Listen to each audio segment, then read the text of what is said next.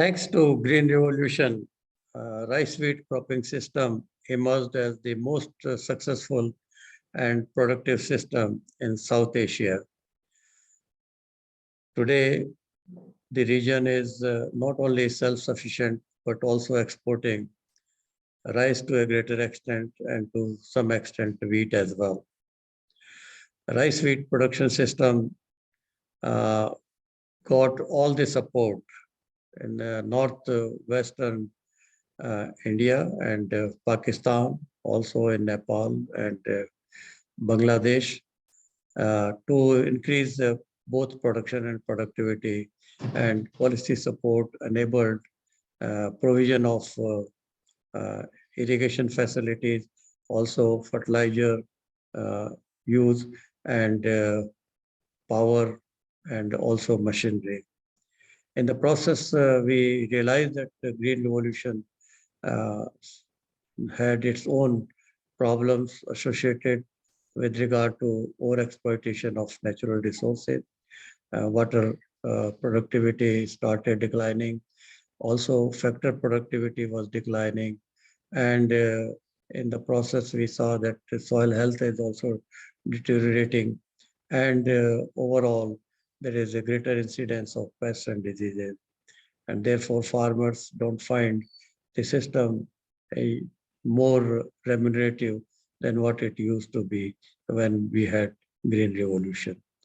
Therefore, it was considered in mid-80s to initiate an eco-regional program by the World Bank in partnership with India, Nepal, and Bangladesh, and later on through USAID involvement of Pakistan, where we had 4 countries involved in the rice wheat consortium, supported also by international centers like CIMMYT, IRI, and Agri-Food.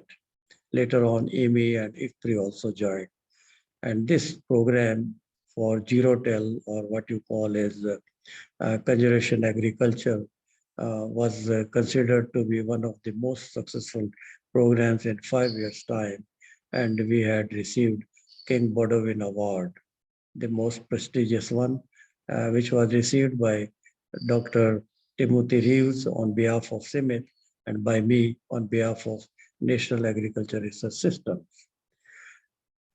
In this scenario, now we find that we have to make this system yet more sustainable.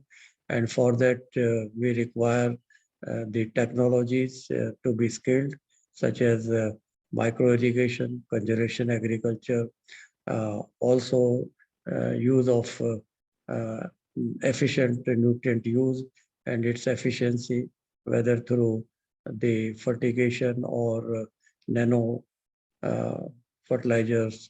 And in the process, we have also to see that we don't invest more on inputs, and particularly in terms of cultivating the land and delaying the sowing of the subsequent crops, and therefore zero-till drills or later on happy seeders became very successful to demonstrate that you can directly go in for next crop planting without losing time.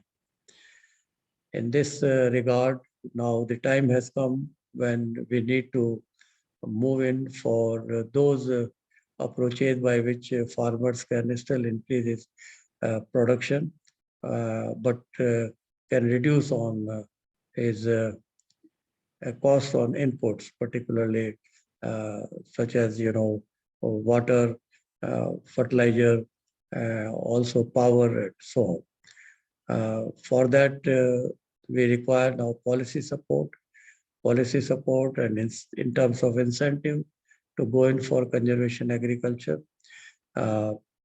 which also has started by some of the states in India at least. And we also would require the provisions of carbon trading, because you do have an option here of less tillage operations, as well as more coverage of soil throughout the year by intensification, such as rice, wheat, mung bean, and so on. In that regard, we would therefore require to scale this technology. So far, area covered is only 2 million in India, which is around 20% of the rice wheat production area, which is 10 million hectares, and also around 1 million in the rest of the South Asia. So the opportunities are there to scale it.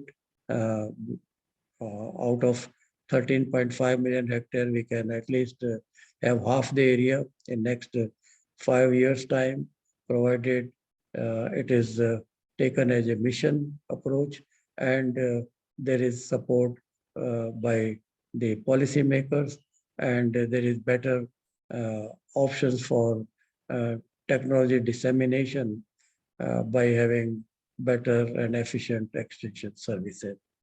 I do see there are ample opportunities and there is no other way but to move towards sustainable intensification through conservation agriculture.